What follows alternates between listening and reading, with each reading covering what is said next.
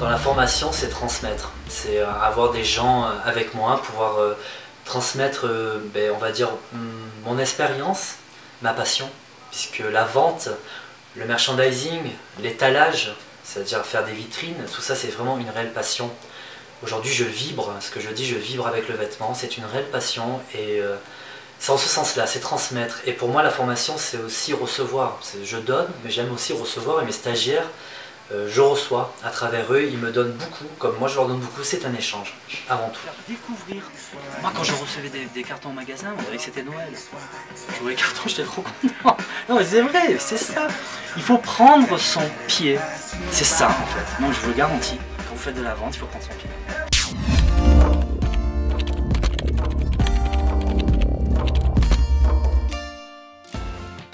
Mais le message que j'essaie de faire passer, c'est une prise de conscience de l'état des lieux et ce qui se passe actuellement, c'est-à-dire des gens beaucoup plombés par tout ce qui se passe autour, par les médias, par plein de choses. Et aujourd'hui, mon message, c'est quoi? C'est soyez positifs, malgré tout. Aujourd'hui, on peut se concentrer uniquement sur du positif. C'est-à-dire dans nos vies, il y a toujours du positif, du négatif, et se concentrer sur tout ce qui est positif. Et en ce sens-là, vous pouvez être un bon vendeur puisque vous avez une démarche positive. Pour moi, mon message, c'est croire en soi. Malgré tout, s'écouter soi, puisque les gens vous conseillent, mais vous conseillent par rapport à leur propre expérience. Au jour d'aujourd'hui, il est bien d'en prendre et d'en laisser, mais chaque expérience est unique. Ok, c'est important, la notion de plaisir. Moi aujourd'hui, j'ai un client qui vient, il fait essayer plein de trucs, mais je m'éclate. Moi, ça m'éclate de faire essayer, d'essayer. Même des fois, je ne veux pas essayer celui-là, j'ai pas vu encore porter. Ils adorent ça, mais c'est fun quoi. Et en même temps, tu vas essayer, et oui, tu vas lui donner l'envie. C'est comme ça que tu donnes l'envie, de faire découvrir.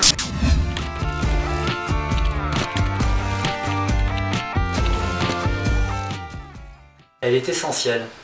Il faut savoir se connaître soi avant de pouvoir argumenter sur un produit ou conseiller un acheteur. Peut-être que, tu sais, pour te donner un exemple, quand j'ai démarré dans ce métier, j'avais 14 ans, d'accord? En pré-apprentissage, j'étais dans un cursus traditionnel, on va dire. Et au tout début que j'ai démarré, je me cachais derrière les pulls de jean. C'est la responsable, il dit oui là, allez, il y a des clients. J'étais trop mal, je devenais rouge et tout devant les gens, mais trop gêné. Regarde aujourd'hui. Tu comprends ce que je veux te dire? Les expériences de la vie te permettent d'aller au-delà de tout ça. Et ça, c'est une expérience de vie, il faut la prendre comme ça. Aujourd'hui, chacun a ses valeurs et ça se respecte.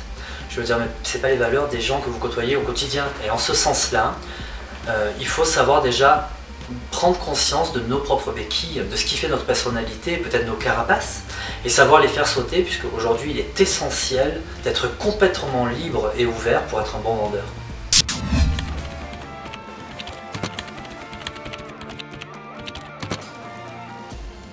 Voilà, justement, chaque magasin est un cas particulier et en ce sens-là, on identifie bien le besoin de chaque personne. Puisque même si on parle de vente aujourd'hui, sur les milieux de prêt-à-porter, il est important de savoir que chaque individu qui s'adresse à une personnalité a un besoin spécifique et unique.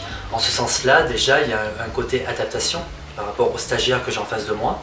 Et après, en ce sens-là, je développe et je creuse, on va dire, la béquille, ce que j'appelle la béquille, que a le stagiaire. Donc c'est une analyse de la personnalité que j'ai en face. Il a vraiment expliqué comment il fallait faire et il nous a fait faire surtout. Donc c'est comme ça, je pense qu'on apprend le mieux. Ça apporte un regard extérieur, parce que quand on est tout le temps dans le même contexte, on n'a plus ce recul en fait. Et une façon de travailler que je connaissais pas avant.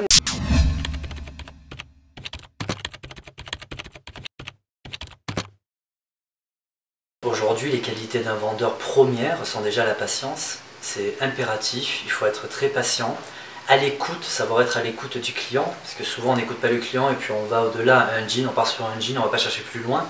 Donc c'est déjà deux qualités premières. Et ensuite, ce qui est primordial, je vais en citer trois parce que sinon on peut en citer beaucoup, mais pour moi ce qui est essentiel, c'est positif, avoir vraiment un élan très positif. Déjà y croire en soi en tant que vendeur, il y a toujours positif dans le sens où tout est possible en termes de vente, et qu'aujourd'hui on est là pour générer de l'achat, et on est là vraiment pour ça, en tant que vendeur.